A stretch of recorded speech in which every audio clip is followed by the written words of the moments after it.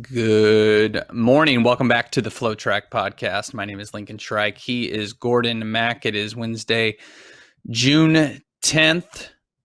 It's a beautiful day in Taylor, Texas, where I'm at. Gordon, where are you located currently? I'm back in my spot in the McDonald's same parking spot by the same McDonald's that I was here 3 weeks ago. Now this week I'm doing all the pods live from the great McDonald's franchise, and still have yet to go inside the McDonald's. I mentioned this to Kevin today. I don't know when's the last time I even had McDonald's. I can't imagine when last time you had McDonald's, being a vegan. So when's the last time you had McDonald's? No, believe it or not. So let's see. It would have been just about 10 maybe days ago. We were driving out to a state park here in Texas, Colorado Bend, and realized we were kind of hungry and options were limited. So me and my son pulled into the McDonald's and got fries, and I got a coffee, and he got a lemonade slushy. I didn't know they had those, but it was an impulse buy. So I did eat the French fries, probably violated my veganness just a little bit because I'm sure the fries were cooked with some animal products, but you know, it was all good times. No meat was consumed in the making of that meal, but I will occasionally dabble in a McDonald's trip, so I'm not above it. Okay. I respect that. Yeah. I did not. Yeah. I thought you were going to be like, I haven't had McDonald's in like 12 years, but no, you were like 10 days ago. First of all, their coffee costs like 75 cents. So like that's a nice thing compared to Starbucks, which is, you know, even a cup of coffee is like above $2 now. So that's always a pull. And then, you know, I mean, who doesn't like their French fries? They're pretty good.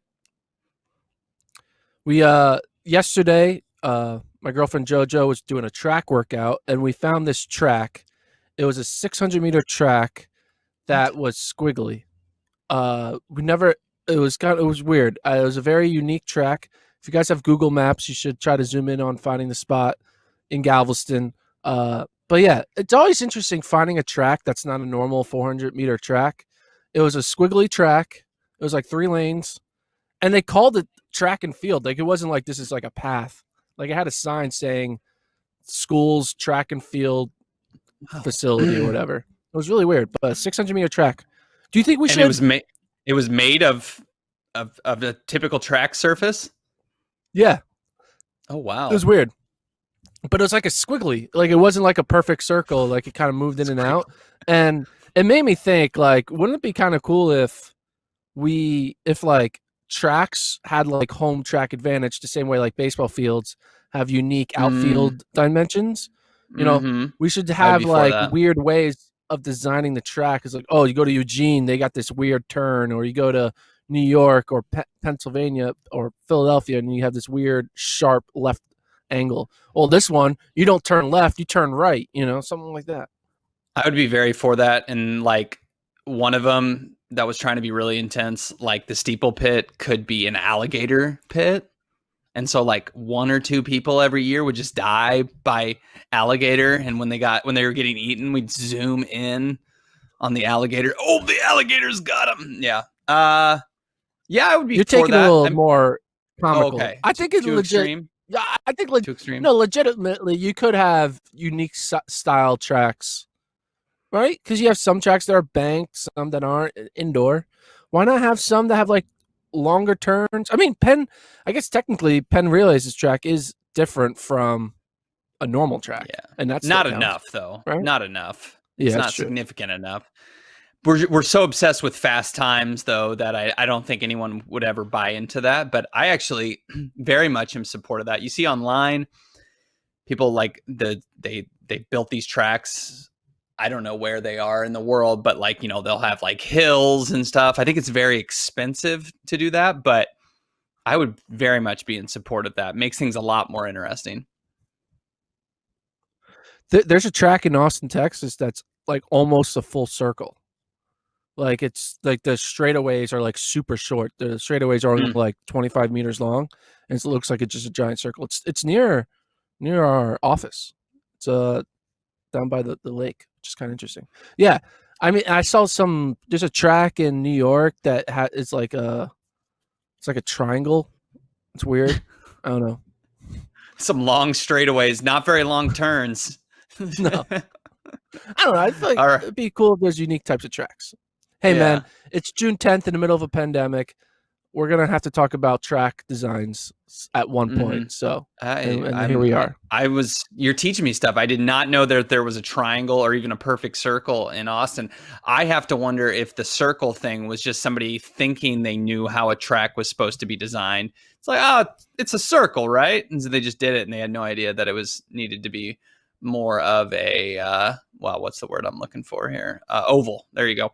Yeah, Um, and it still who has a knows? straightaway too. The straightaway is just it's basically a circle, and then they made extra track that's like a long straightaway.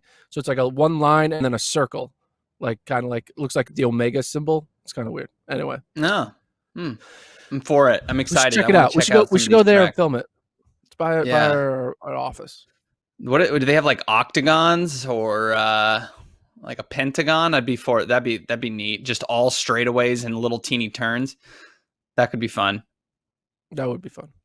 All right. Today's show, we are talking the news that came across last night. Brown University, somewhat surprisingly, has reinstated their men's track and field and cross country programs. University president Christina Paxson came out and said that the pushback against the cut which took place on May 28th, the pushback prompted her to reverse the decision. We knew that a big part of the pushback from the Brown community and those outside of it, and I think specifically of Russell Dinkins, who ran at Princeton, but who wrote a very impactful article talking about how removing the Brown track and field and cross country programs was going to seriously cut down on diversity of the athletics program. He cited that there were 11 African American members on the track team who would be eliminated.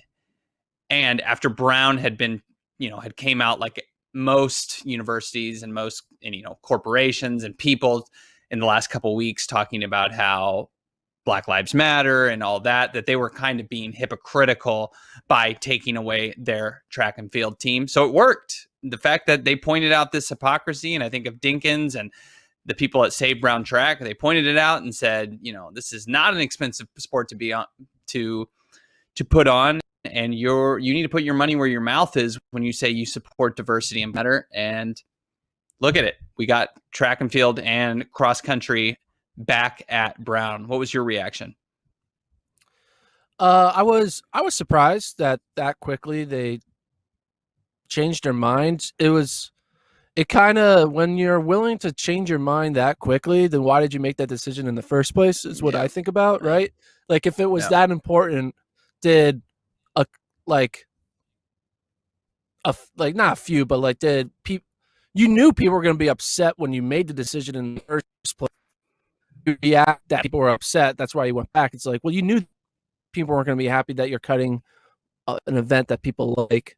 But then you so quickly, it almost means like you kind of, I don't know. It's weird. It's like weird how like they are bringing back track. I mean, how many other sports did they moved to club?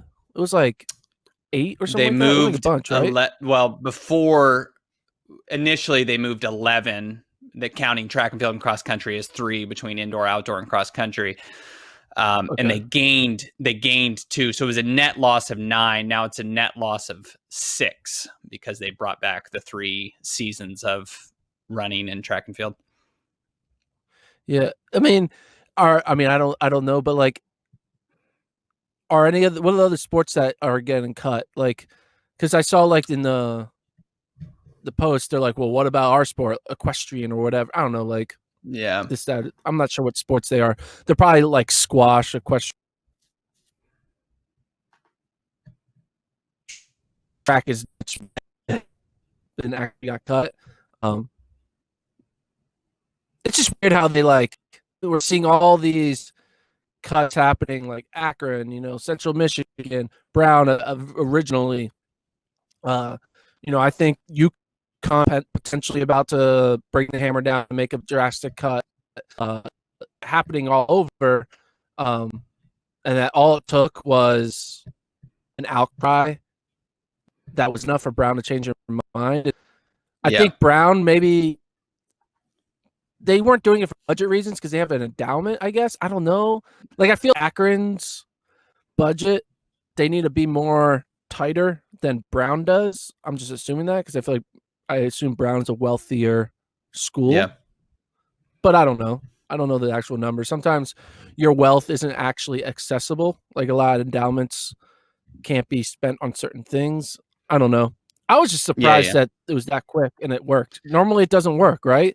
We talk sure. about this happens all the time, but like the the way it normally works is sports come back because alumni and donors raise Yeah, funds to support that specific sport. yeah, And it's like, hey, we raise $1 million to keep the sport around for a few more years. And like, okay, well, we'll bring it back because you gave us money. yeah, But here they didn't give any money. They just laid out, hey, you're kind of being hypocritical during the social movement to also speak on Twitter and say the right words, but then behind the scenes do make these types of actions. So yeah. it's I, interesting. I think there will be some differences in the way the program is run, whether they support, as many coaches, or if there will be budget cuts to the specific operations of the team that may be a little bit different. That's not yet determined, but I think it was less a budgetary thing because you're right, the endowment that they have, and I don't think an Ivy League school is ever really hurting for money. Of course, there's always budgets to be adhered to, but again, this was a an effort to make the school overall more competitive, as they cited that something like in the last 10 years, Brown has won 2% of all Ivy League championships.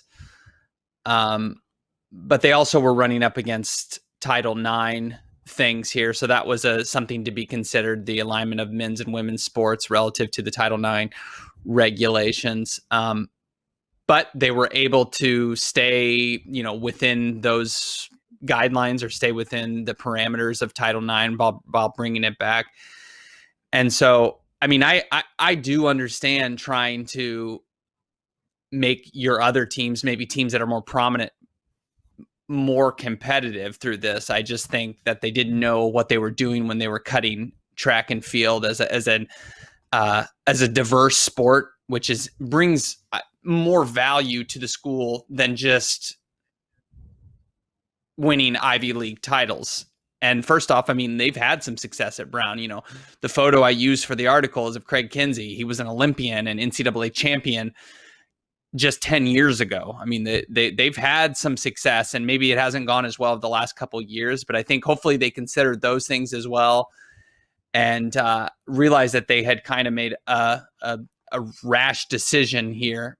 Because, I mean, what in the end, like, removing track and field and cross country, like, is that really going to just suddenly elevate your basketball team? The $1,000 that you save per, like, per student athlete that they with all the money an Ivy League school has, is that really going to elevate your basketball team? Yeah, I don't know if this will have any impact on if the the women's skiing team will be able to band together on social media, men's and women's squash, women's equestrian, all those horse people out there. You're wanting to see Brown back jumping over stuff with thoroughbreds.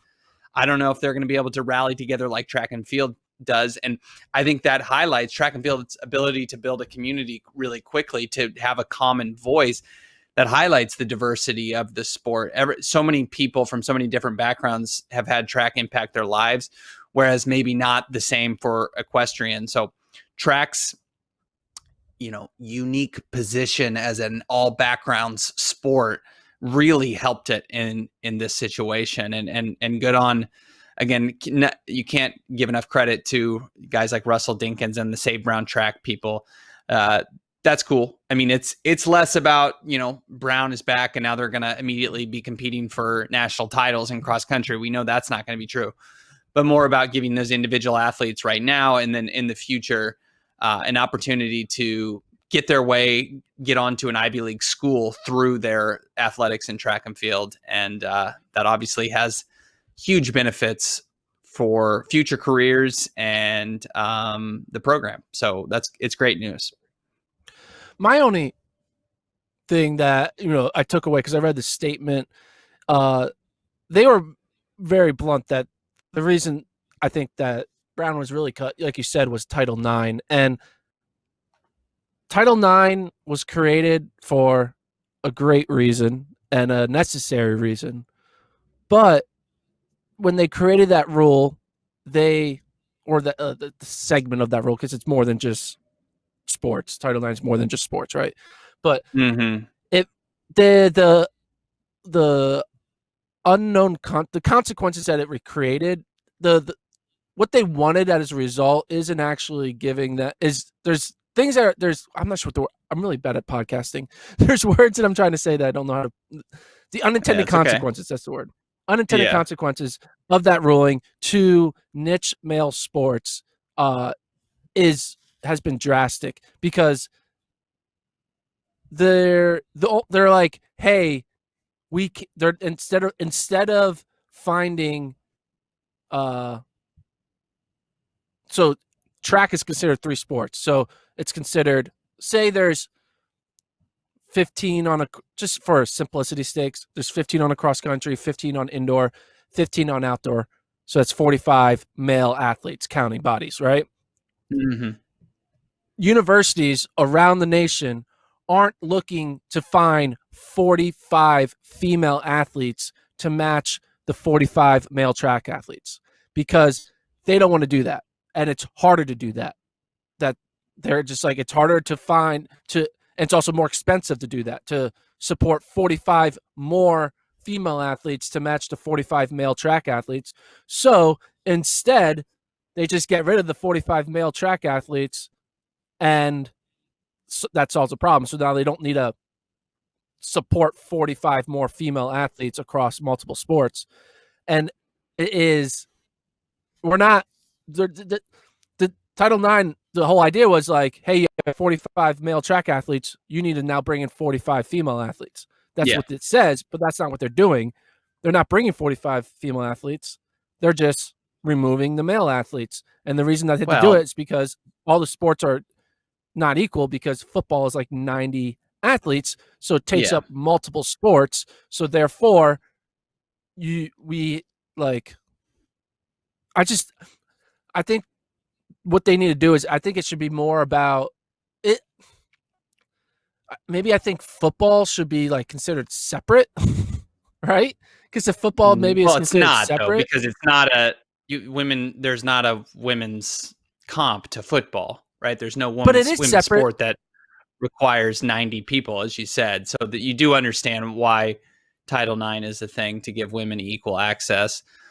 And you're But it's right, when they have separate. football, there's always going to be more in this era. There's always going to be more women's sports and more women's athletes, and that's because of Title IX. But I think it's net been a good thing. And if the loss of one or two programs is the side effect, then I still think it's a positive situation. As you pointed out in your kind of your NCAA piece, highlighting the percentages of teams that support varsity track and field, it's obviously highest on the women's side, but it's still very, very high relative to other sports on the men's side. So it's not like Title IX has been an absolute disaster for men's track and field and cross country. Sure, there's been some programs that have cut it, seen that it's a non-revenue sport, and left their women's team. But like it's still above the 80%. Most schools have men's track and field, so it's not a huge, huge concern nationwide. Well, yeah, okay. I'm more saying that when I say I want football to be separate, it should be separate. You know why it should be separate? Because football is the one that supports all the other sports. Like Mm-hmm. that is the bank. Football is the bank, and then the rest of the sports are spending the football's um, bank money, right? And so therefore, I think it should be football makes the sports, and then we need to have the equal amount of non-football male athletes. And I don't. I mean, that's what I think we should do because I think economically makes sense because these sports departments need to be financially stable, and the way the system is designed is that they, in order to be financially stable, they just need to like the utopia sports. If every athletic director could have their way, this would be the the way they would have sports. They would have They would have men's basketball, men's football. So say that's 90 football athletes, 15 basketball athletes. We'll just round it to 100 male athletes, one in basketball and football total. And then they would just only have 100 female athletes in the rest of the sport. There will be no other niche male sports because in their mind, the most efficient way to make money is only have athletes that can generate revenue, which is football and basketball players, and then match that with the female athletes so it's equal 100 100. And there's no incentive to have a male soccer player or a male wrestler or a male track athlete. There's just Yeah. there's no incentive for that because they don't make any money. They just cost money. I mean, the only incentive is legacy and Yeah. pride and like history. But Well, it's also what the for a lot, NCAA wants. Obviously, the NCAA doesn't want to just be an entity, an organization where they're like, all right, you've known for years that all we care about is basketball and football. Now, literally, we're just cutting every men's sport besides basketball and football, and then women can figure out how they want to fill out their sports. I mean, that's absurd. I do think there's some. I know we hesitate to say that there's goodwill with the NCAA, but I think they want to include as many athletes as possible. NCAA, for as tough as it is to be an NCAA athlete, it's pretty accessible because you can find your way across 3 divisions. You can be, in most cases across 15 sports per gender. They do want that. I know that they have to make money with football and basketball, but those sports are on their own and in a separate category without there having to be this official thing where it doesn't count against the school's number. That doesn't work like that. You can't just put them in another category.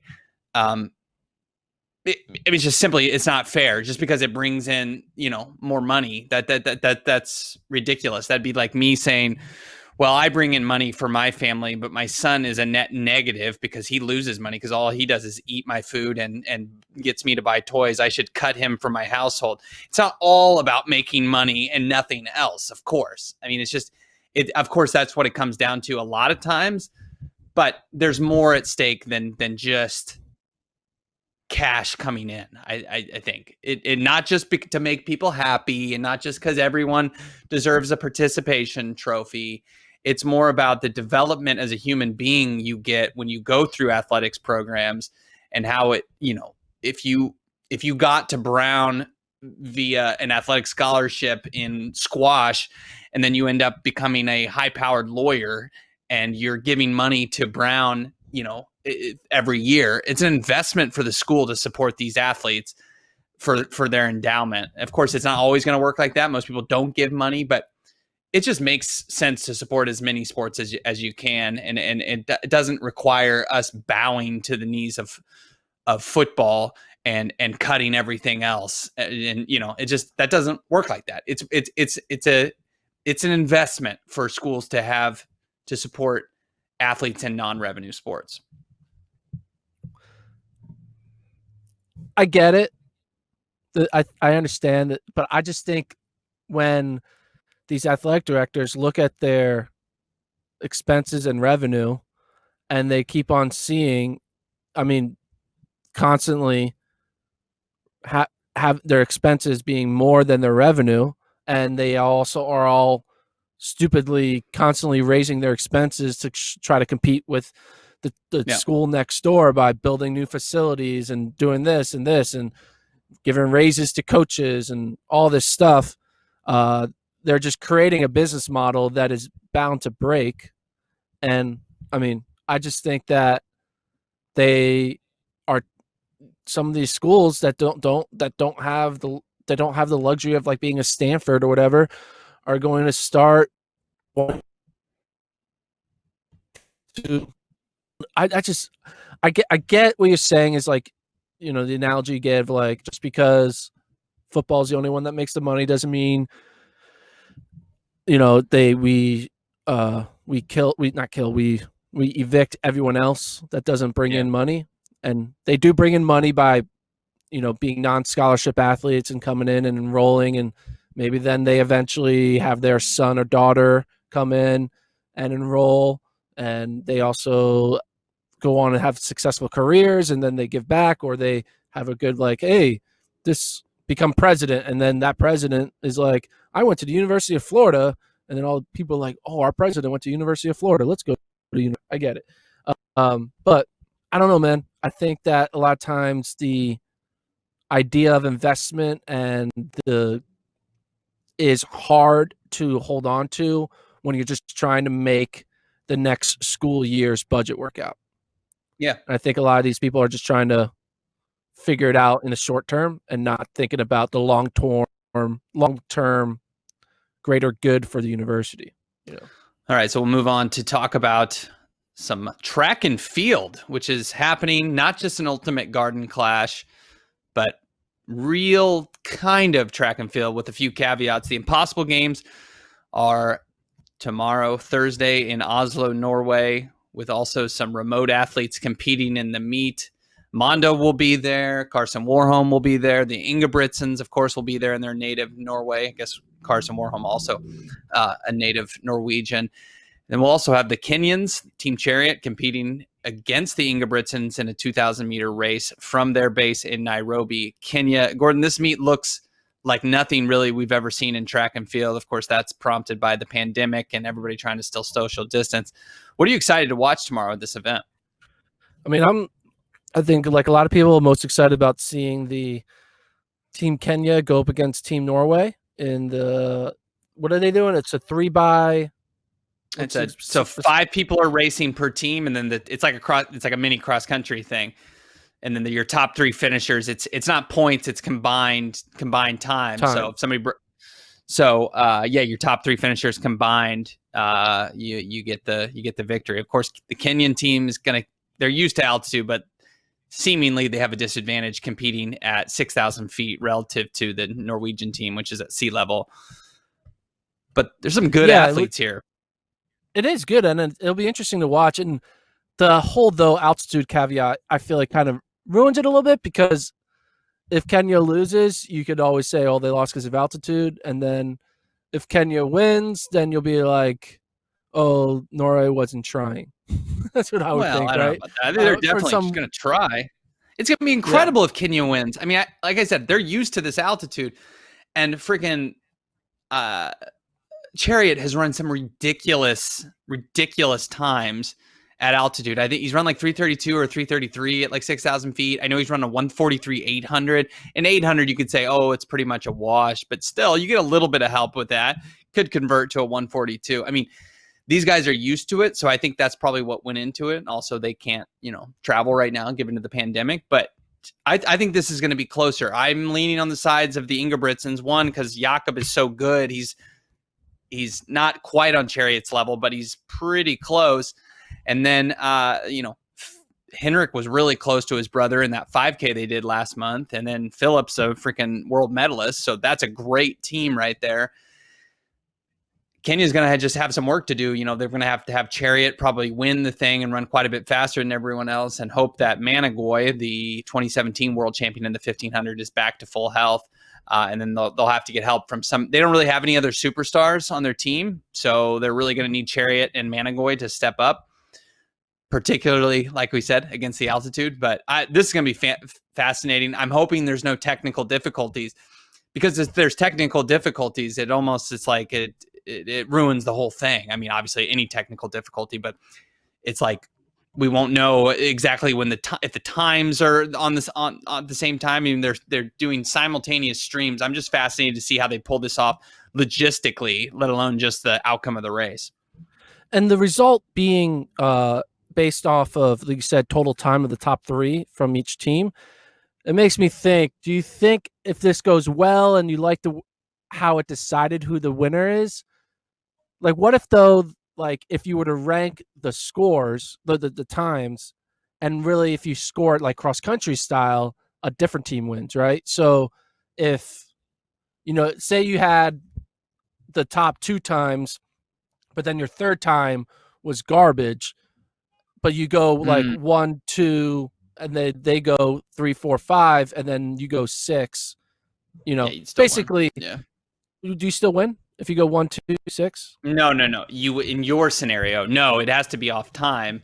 And I think that's the thing. They don't want to, I mean, because you would see there that you could have two guys do really well, and then maybe one guy just straight up get last, and you could still win. So that's why they didn't want to Yeah. score it like that. Like you could literally have two guys go super fast, and then one guy get like sixth, seventh, or eighth, and you'd still be fine to win. So that's why they wanted to do it on combined times for sure, to make sure everybody was giving their best effort. Yeah, I'm interested. I'll be excited to watch it. It'll be interesting how they film it. Yeah, and making sure, like, because you got to coordinate. Like, there might be a delay, right? Because you're trying to bring in, like, to start the gun the exact time in both countries. But I mean, I guess they could just look at their clock, but there might be like a delay from the satellite feed of Kenya or from Norway. And all they got to match it up. Because what if it's like a 5-second delay? It'll be weird. Anyway, I don't know. It'll be fun to watch, though. I'll be watching. I'm not envious of the producers who are trying to figure this out across continents right now and getting, the screens aligned and making sure the I don't know. There's gonna be a ton of complications to make sure this is working. I'm sure they have it figured out. I mean, I don't know where exactly this is streaming. I mean, usually we're used to seeing NBC Gold put these types of events on. I don't know if that's the case. I'll have to check in after we're done recording to see where this is going to go live. But man, they got a lot on their hands. Also going on in the Impossible Games, Mondo Duplantis against Lavillenie, part 2 after their Ultimate Garden Clash. Lavillenie will be still in France, while Mondo will actually be in Oslo, Norway. So he's traveling across the pond to get up and go jump. Does Mondo break the 614 world record? No. You don't think? After jumping 617 and 618 indoors, you don't think he can go to 614 on Thursday? I think Mondo has been being what is he, 20 now? Is he 21 yet? How old is he? No, I think he's 20. He's 20? I think he's been acting like a 20-year-old, realizing, hey, I don't got to do shit. I could just hang out and wait till 2021. So I don't think he is training as rigorously. I don't think he's training as rigorously. And I think he's kind of just taking it easy. I think he's going to go there. He'll probably vault like 590, 595. That's what I think is going to happen. I don't think he's in his peak shape. I think to break a world record, you have to be like, to break a world record, you have to be in the zone. You got to be focused. You have to be putting like, yeah, maybe he is. But you think someone's in the zone and focused right now when they know they don't have to worry about anything for a whole year? No, they're not. They're out there just kind of like staying in shape, and like taking it easy. And I think for someone like a pole vaulter, you kind of, I just think. No, I don't think it's set up for. I mean, we're seeing how great Mondo is, and we're just assuming whenever he shows up, he'll just go a world record. He'll just vault over 6 meters. Like, it's like easy. And like, still vaulting over 6 meters is like a very hard thing to do. That doesn't happen that often. And so I think for Mondo, I think for him to be in world record shape, he needs to be in an environment that is conducive to breaking world records, which is like intense competition, building up to a big moment. I don't think he's looking at the Impossible Games as like his big moment to break a world. Counterpoint here. I'll be happy for not going to be growing on trees and incredible marks. Yeah. What's the counterpoint? My counterpoint to that is he's already jumped 6 meters 7 times in 2020. And he was breaking world records in February when he knew there wasn't going to be any World Indoor Championships.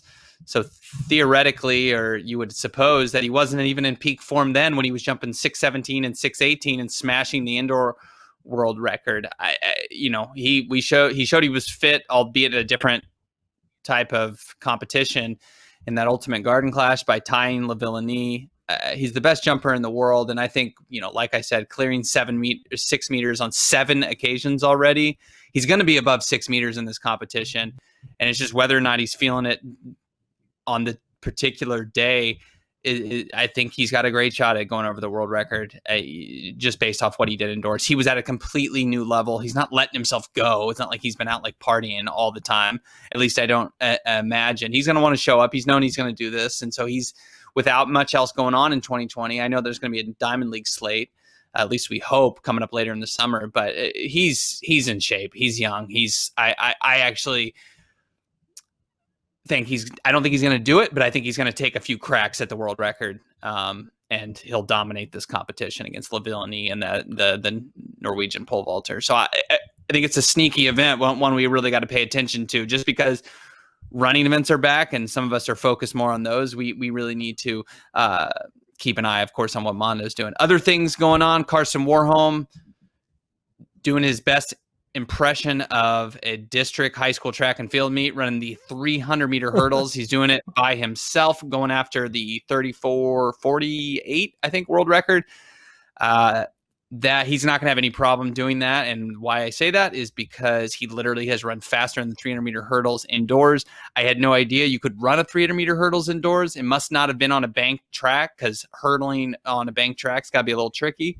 But the best 400-meter hurdler in the world will get this niche record, and he will do it easily, even though he's running by himself. So I'm excited to see that, albeit I wish we could have gotten Rai Benjamin maybe running in LA at the same time. That would have been cool. Since we're doing this simulcast with the Kenyans and the Norwegians, it would have been cool to have like Benjamin or maybe Samba also doing this. So a little bit left to be desired there, but all in all, I'm still excited for this meet. We also have Caroline Grovedal, Norwegian distance runner. She's going for the Norway 3,000 meter record, which is 8:31:25, held by the famous Greta Waitz, I think. And she's going to do it with the help of wave light technology. So the little light bulbs ahead of her are going to tell her where she needs to be to break the time. And she's doing that all by herself as well. So this is a weird track meet, but I'm all for it, considering we haven't had much else to go on for a while.